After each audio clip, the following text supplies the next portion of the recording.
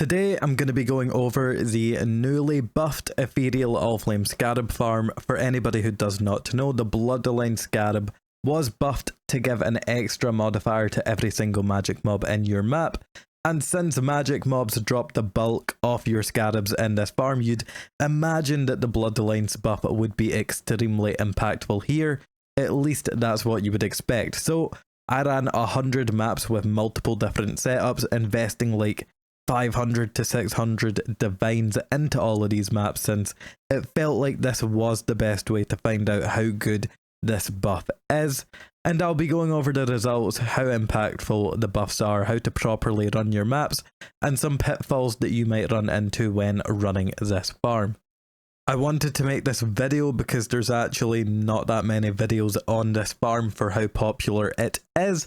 You look up the farm and there's like 4 videos that pop up, mainly mine and Milky's from 4 months ago, and this strat, even just a couple of weeks into the league, gets to a point where you really need to min-max your investment and know what you're doing to see significant returns. But without videos properly explaining how to run it, a lot of people will lose out on a significant amount of money. So hopefully this video additionally serves as a way to properly inform everybody of how best to run this, rather than just being another loot showcase. So if any of that interests you, consider subscribing. So first off, a quick rundown. How do we run this? Well, I have made a spreadsheet with the recommended setup right here. It also shows other setups that are not as good, just so you know what to expect if you take this strategy down a peg or two. For example, there are multiple setups here with 2 times Allflames, which is what you're going to be running at the start of the league if you do want to do this in the first couple of days, when the stock is not high enough to consistently run 3. There's Bismuth versus no Bismuth if you want to see how it affects it, and that's also going to lead into the Bloodlines buff and talking about that. And then there's just min-maxed versions with 180% more maps, but ran with different atlases, different chisels, and then the recommended setup right here. This will be in the description below, and I have also written a pretty descriptive Maxroll guide on this. All of my Maxroll guides will be in the description below too. I didn't want this video to just be talking about the buff, but again to also double as a complete breakdown of this strategy. So the strat is 3 Ethereal Allflames, 1 Bloodlines Scarab, and 1 Betrayal Scarab of the Allflame. We all know this, however, late into the league you absolutely need to run a very high percent of more scarabs, rolled with Maven chisels, and you also apply 1 Delirium Orb for more mobs, and you run a tree focused on collecting all of the more scarab nodes, all of the map modifier effect nodes, and increasing and blocking mechanics based on the current meta. But how does the buffed Bloodlines Scarab affect this farm? And the answer is it hardly does. I compared my scarab drops post-patch with my scarab drops pre-patch from the beginning of the league, since I did a lot of Allflame farming day 2 to farm my headhunter, and the results were very similar.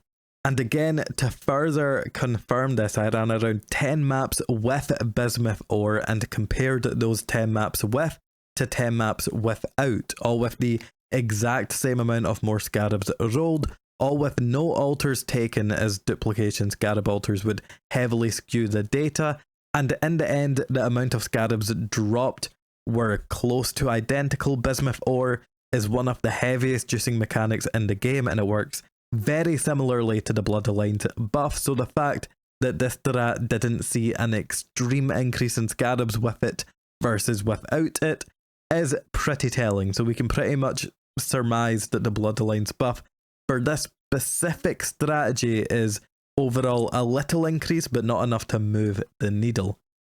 But how is min-maxed Ethereal Scarab farming this league in comparison to the last? Well, again, there's not many videos on Ethereal farming, which is why I had to compare the Bloodlines buff to my own experience from earlier on in the league, and why I had to use Bismuth ore to figure out how good it truly was. The best comparison for last league's results would be Lolcahol's 40 maps, where he got 16,000 scarabs. Compare that to my 10 min-maxed maps, where I got 5,000 scarabs. I would have been on track to hit around 20,000 scarabs in the same sample size, which surely means it's much better, right? Completely wrong. His 40 map sample size did not use Scarab chisels, he didn't roll his maps strictly. In fact, I believe some of his maps weren't even rolled with more Scarabs at all, and his results were still better than every single version of this farm that I did, outside of the fully min-maxed versions which run 180% more Scarabs on your maps. I'd say the strat's in a pretty good spot overall, but it is still not close to last league, even though it has the most going for it right now out of any strategy in the game in my opinion. Overall, the Bloodlines buff was fine but realistically negligible, and most people won't even notice it. Which to me makes total sense. The state of ground loot is not good, so even a buff as big as this one doesn't really have a noticeable effect. Bloodline Scarabs are already back down to their pre-patch price. Ethereal Allflames are a bit higher right now, but they constantly rise and drop by 50 chaos every other day because of its scarcity, so that does not mean much. This strat isn't even really one that needs a buff. It's the best way to farm Scarabs in the game, but to see one of the most important changes from the massive buff patch that was sort of hyped up, at least by the community, have little to no impact is pretty surprising.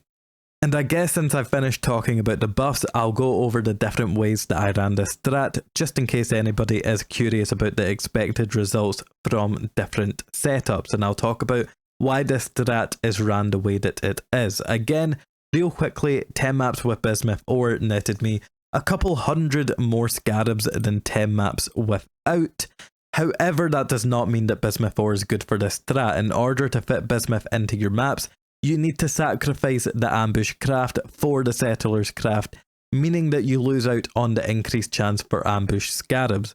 You also need to free up around 10 Atlas passives to fit in the increased Bismuth or chance on your tree, and you're likely losing increased Scarab chance or Eater of Worlds nodes to do this. On top of that, for every map that you find with Bismuth ore, you're finding one or two without, meaning that these maps have zero upside and are only feeling the loss from what I've mentioned before. So the conclusion is Bismuth 4 does juice your maps by a bit, but it is not worth it for what you have to sacrifice to gain it.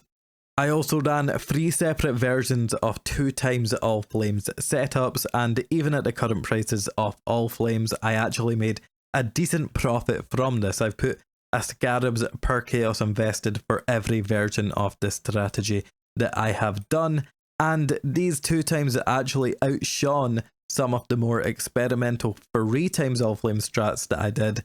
It only got beaten by our recommended setup and the Bismuth ore maps, although the recommended setup wins by quite a bit. So 2 times Allflames impressed me quite a bit, and is being slept on as a way to run Ethereal Allflames. You can see down here they all got close to 3,500 Scarabs dropped in 10 maps, which is very good. These maps did use Scarab chisels, however they were a baseline of 140% more Scarabs before the chisels or higher, and not 180% like these ones over here. However, the part where the higher investment strategies run away with it is Scarab duplication altars. Obviously, if you're dropping an extra 500 Scarabs in 10 maps, or in this case like 1500 Scarabs in 10 maps, and you hit a Scarab duplication altar, then the value gained is much higher. But still, at a minimum, this is good information to have for League Start, since Ethereal Allflame farming is very good for League Start. Again, it's how I farmed my Headhunter. It is surprisingly good even now.